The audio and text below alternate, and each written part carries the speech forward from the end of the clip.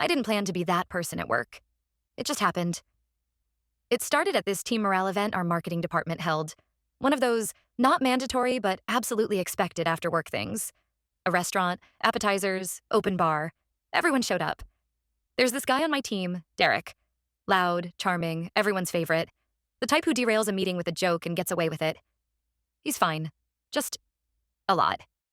That night, he treated the open bar like a personal challenge. Slurring, stumbling, knocking over someone's drink, and people just laughed it off as classic Derek. When we all headed out around 9, I saw him swaying toward his car, keys in hand. I asked who was driving him home. He said he'd drive himself. I told him he shouldn't. He brushed me off with, "Relax. I've driven worse than this." That scared me more than anything else. I tried calling him a ride. He refused. I even tried taking his keys. He snapped at me and walked off.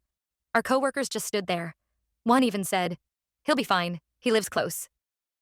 It was one of those moments where you realize you're the only adult in the room. So I went back inside and told the restaurant manager a drunk person was about to drive.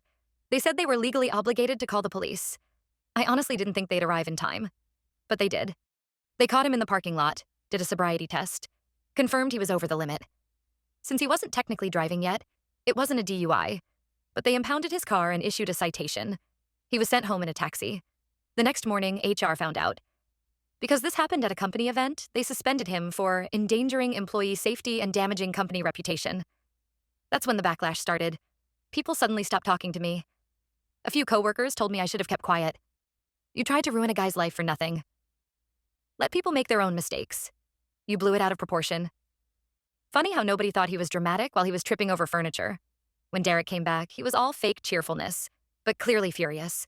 He kept making passive-aggressive comments in earshot. Some people don't understand loyalty. Snitches always think they're heroes. Then it got worse. He started gossiping about me to new hires, telling them I had HR on speed dial. His little circle always laughed along. After a couple weeks of this, I genuinely dreaded coming in. Eventually someone, not me, reported him for creating a hostile environment. HR pulled him in and he got a final warning. That finally shut him up. After that, he just ignored me. And then the unexpected happened. His wife emailed me.